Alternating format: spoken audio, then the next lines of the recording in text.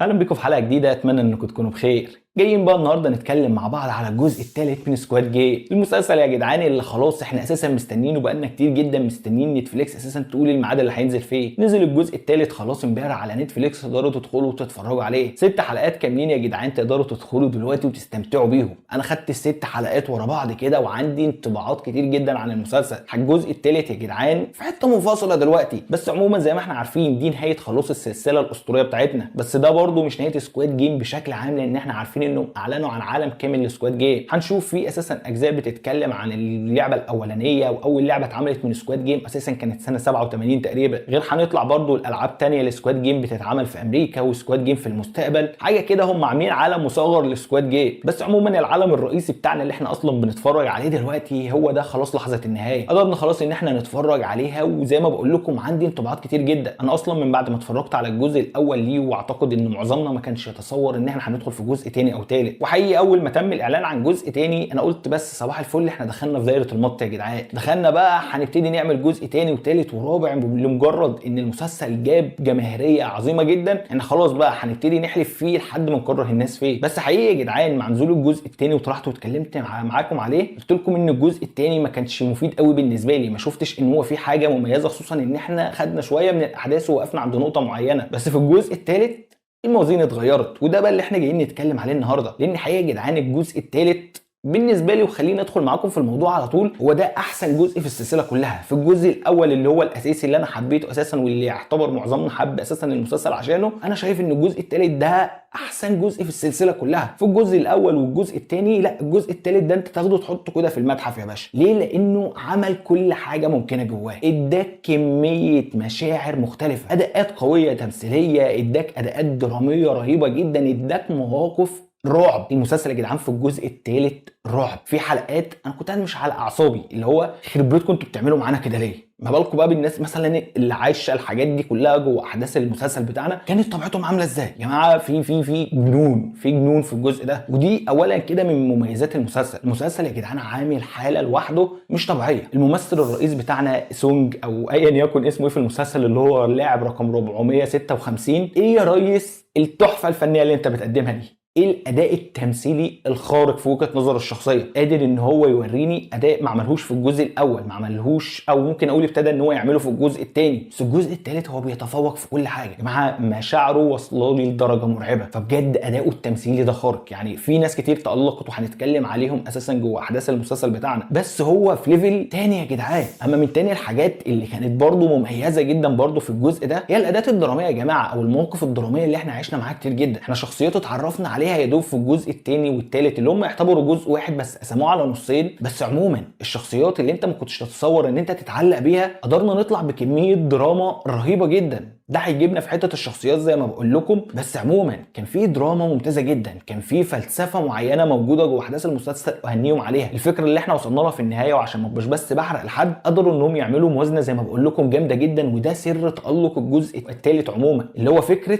انا قدرت اخلط ما بين الدراما الحلوه جدا، الاكشن الجامد جدا، وان انا اوصل ان الاثنين دول يبقوا مع بعض يعملوا لي حاله من الرعب، حاله من القلق كده وانا قاعد اتفرج عليه. حاجه انا مش عارف اوصفها لكم ازاي. هي تجربه المشاهده اكيد انتوا هتحسوا بيها، وخصوصا الناس اللي اتفرجت عليه. اما برضو من الحاجات اللي كانت حلوه جدا وزي ما بقول لكم عليها، هي فكره الناس اللي كانت موجوده جواه. شخصيه الست اللي كانت عامله دور الام وابنها الواطي، اللي انا مش عايز اشتمه اكتر من كده، اللي انا اساسا بكرهه من الجزء الثاني. الحاجه دي حاجه طيبه قوي. انا يا جماعه معلش ان انا ما بحفظش اسماء، بس وش انتوا فاهمين انا بتكلم على مين. الحاجه دي يعني بص ام يعني، والست دي طيبه جدا. يعني من كتر طيبتها ضحت بابنها في مشهد ما، مش هحرقه لكم، انا اعتقد ان انا حرقت حته وانا اسف يعني. بس الفكره ادائها التمثيلي رائع رائع رائع. الفكره بقى والتضحيات او الاداءات اللي احنا بنشوفها منها، فكره الدراما اللي كانت في حياتها، فكره النهايه وصلت لها بشكل عامل ازاي، الحاجات دي كلها لمست قلبي يا جدعان. الست دي انا حبيتها من الجزء الثاني مع الجزء الثالث، زاد حبي ليها لدرجه كبيره جدا. بنشوف الشخصيه اللي هي الست اللي كانت حامل، الولاده اللي كانت في الجزء ده، واللي كانت حاجه رائعه. الحلقه الثانيه والثالثه خلونا الحته دي لقدام شويه يا جماعه، لان دول حلقات دي حاجات من الايجابيات اصلا. الشخصيه دي برده كانت مميزه جدا. كان في شخصيات مركبه جدا. ميزه المسلسل زي ما بتكلم ان احنا عندنا كميه شخصيات مهوله. ومن الشخصيات اللي كانت حلوه هي فكره الاشرار. بس حته الاشرار دي احنا هنقولها شويه في السلبيات قدام، فخليكم فاكرينها، او انا اتمنى ان انا اللي افتكرها قدام شويه. بس فكره الاشرار احنا كان في ناس اساسا يا جماعه الواحد بيكرهها بغل. الراجل العجوز، الست الشمانه دي، الاتنين دول يا جدعان انا بكرههم كره مش طبيعي. يعني سانوس اللي كنا بنقول عليه مجنون في الجزء الثاني، والله العظيم عيل صغير برياله قصاد الراجل الكبير ده، اللي هو ده انا كرهته كره يا مؤمن. بس عموما يعني الشخصيات دي طالما انا كارهها لهذه الدرجه، مستفز منها لهذه الدرجه، فده بيبين لك قد ايه الناس دي نجحت ان هي توصل للحاله بتاعتها. وده من التميز والشخصيات اللي كانت موجوده. وده هيجيبنا برده لحته ثانيه في الايجابيات يا جماعه. فكره اللعبه ذات نفسها عامله ازاي؟ يعني احنا ليه اساسا ايه الفايده من اللعبه دي كلها؟ ده كله بقى شفناه من منظورين مختلفين.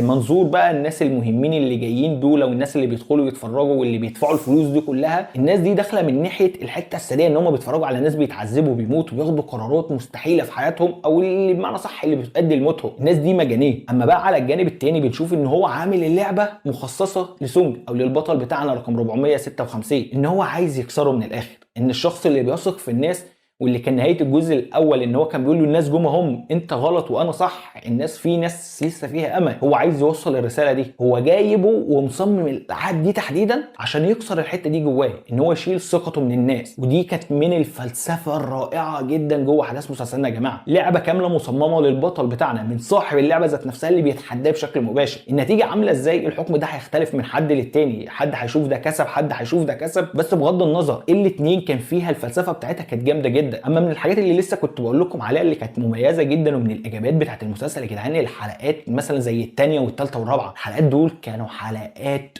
رعب بالنسبه للواحد يا جدعان. انت بتتفرج على لعبه الغميضه او اللي هي استغمايه، وبتتفرج على اللعبه الثانيه نط الحبل. يا جماعه ايه الرعب ده؟ ايه المشاهد الصادمه دي؟ فكره الولاده اللي كانت في لعبه الاستغمايه، فكره ان احنا بنودع شخصيه من الشخصيات الرئيسيه يعتبر جوه احداث المسلسل فيها. بنشوف صدمات كتير بالهبل، تقلبات في الاراء وفي المزاجيات وفي نظراتنا للشخصيات اللي احنا بنحبها عامل ازاي، تضحيه الام كان شكلها عامل ازاي. بصوا حاجات كتير جدا. الحلقه الرابعه يا جماعه اللي فيها التضحيه الثانيه للام الثانيه كانت يا جماعه كسرة قلب. انا وقفت بعدها انا زعلان، وواثق ان ناس كتير جدا حست بنفس الكلام. الحلقات دي عوامل تميز، وده بقى بعيدا عن الحلقه الاخيره يا جماعه. ايه الجمال والحلاوه دي يا راجل؟ ايه الفكره وايه اللي احنا عارفين او اللي احنا متوقعين ان ده ممكن يحصل، بس انت تحطه لي باللحظه الايقونيه دي حاجه مش طبيعيه يا جماعه. بجد والله دي حاجه مش طبيعيه. انا منبهر من كل الحاجات اللي حصلت فيها. ممكن اقول انه مطولوا شويه بعد الشخصيه، او كنت اتمنى ان الالعاب تخلص بلحظه معينه فيها، ومش عايز ابقى بحرق لناس. بس اللي حصل بعديها مهم. اللي حصل بعديها يوريك ان الفكره ما وقفتش هنا، ان الناس دي ما وقفتش عند الحد ده، ان الفلوس بتاعتهم بتمكنهم ان هم يختفوا بشكل ما. لا انا بجد يا جماعه معجب بالحلقه الاخيره، ومش بتكلم بقى على الحلقه الاخيره بس، على الاداءات والفلسفه.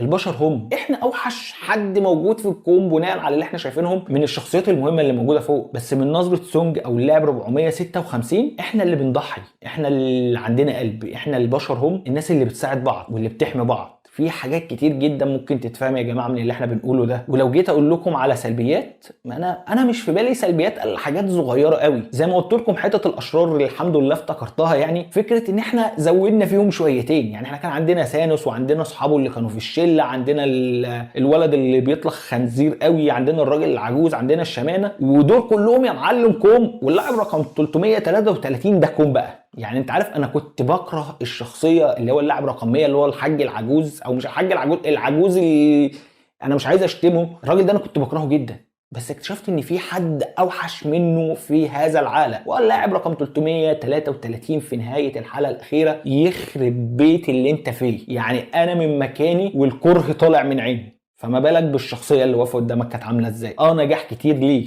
وحاجات كتير، والحته دي ممكن تكون كانت برضه في الايجابيات. بس في السلبيات انا حاسس ان انت كترت لي في الناس دي قوي. حاسس ان انت حطيت لي شر وخير زياده عن اللزوم. انا فاهم ان في ناس في الرمادي كتير، كنت احب ان احنا نفضل فيها شويه اكتر بكتير، خصوصا ان بطلنا الرئيسي كده. بس يا جماعه كان في اشرار كتير جدا، كان في ناس كتير جدا مستفزه، لدرجه ان فعلا انت ممكن تشتت انت بتكره مين ولا مين. اما الناس دي كلها اشرار كده ليه؟ اما بقى لو في سلبيه واضحه جوه احداث مسلسلنا، فهو الظابط بقى بتاع المسلسل. لا بص بقى يا ريس، سيب لي ده كله على جنب، تعالى لي كده يا معلم. اصل انت هتوصل امتى ولا هتعمل حاجه امتى يا ابني؟ انت من الجزء الاول بتحاول توصل للجزيره، الله يخرب بيتك، المسلسل خلص وانت ما عملتش حاجه. حتى يوم ما وصلت للجزيره كده ما ضربتش رصاص يا ريس عليه جوه. ايه هتعمل ايه حاجه امتى؟ طيب والله العظيم انا كنت مفكرها كوميك اللي كانت بتطلع عليه. وايحك وما الاستفاده؟ طب هتصرف في جزء جديد هتحاول تعمل حاجه يخرب بيتك، والله ما انت عامل حاجه برضه. انا مش عارف يعني دي من ثبات المسلسل. حسيت الشخصيه دي كنا ممكن نستبدلها باي حد، كنا ممكن نستبدله بالشخص بتاع العصابه يا جماعه اللي كان بيجري واللي اكتشف ان الراجل الصياد ده ورا حاجه. انما مش معقول يعني الظابط ده ما بيوصلش، البوليس هنا مش موجود خالص، حتى لما بيجي لهم تنبيهات او ان بيجي اي حاجه مفيش اي تحرك خالص. فما اقدرش اقول لكم ان في سلبيات تانية في المسلسل، او على الاقل انا مش شايف حاجه من دي دلوقتي. انا حبيت الجزء الثالث ده جدا، وزي ما بقول لكم ده احسن جزء في السلسله لحد دلوقتي، ويكاد يكون يا جماعه سكواد جيم بجزءه الثالث هو واحد من افضل المسلسلات اللي نزلت في 2025 لحد دلوقتي، اما كانش الافضل. لسه هننتظر ونشوف كده في نهايه السنه ترتيب المسلسل ده، بس عموما هو من دلوقتي حاجز مكانه ان هو من احسن المسلسلات اللي موجوده معانا في السنه دي بكل تاكيد. وفي النهايه تقييمي للمسلسل هو 9 من 10. وحقيقه يا جدعان انا استمتعت جدا بالمسلسل، وبصوا تجربه فريده ورائعه، انصحكم انكم تتفرجوا عليها. بس طبيعه الحال مش كل الناس مسموح لها تتفرج عليها. اولا هي محتاجه حد عنده قلب جامد، عايز حد كبير مش عايزه اطفال صغيرين، لان المشاهد الموت اللي فيها كتير جدا، فما انصحش كل الناس ان هي تتفرج عليه، الا الناس بقى اللي قلبها جامد شويتين وبتحب السينما. لا يا جدعان ادخلوا اتفرجوا، مسلسل يستحق كل دقيقه هتتفرجوا عليه فيها. فعشان كده انا عايز اعرف دلوقتي رايكم انتم، شفتوا الجزء الثالث ولا لا؟ ايه رايكم وانطباعاتكم عن اللي حصل فيه؟ النهايه هل ارضتكم بشكل ما ولا زعلتكم زي ما هي مزعله ناس كتير جدا؟ الجزء اللي تحسه بيدي اكتئاب اكتر ما بيدي منه فايده، بس رغم كده انت هتطلع من الموسم ده متمزج مبسوط، حاسس كده انت فعلا اتفرجت على عمل يستحق ان انت تتفرج عليه. زي ما بقول لكم هستنى رايكم وتعليقاتكم في الليله دي كلها تحت في الكومنتات. في النهايه ما تنسوش بقى تعملوا اللايك عشان ده بيساعد ان الفيديو ده يوصل لاكبر عدد من الناس. ما كنتش مشترك معانا في القناه يشرفنا اكيد انك تشترك، واشوفك بقى في حلقه جديده وملخص جديد. سلام.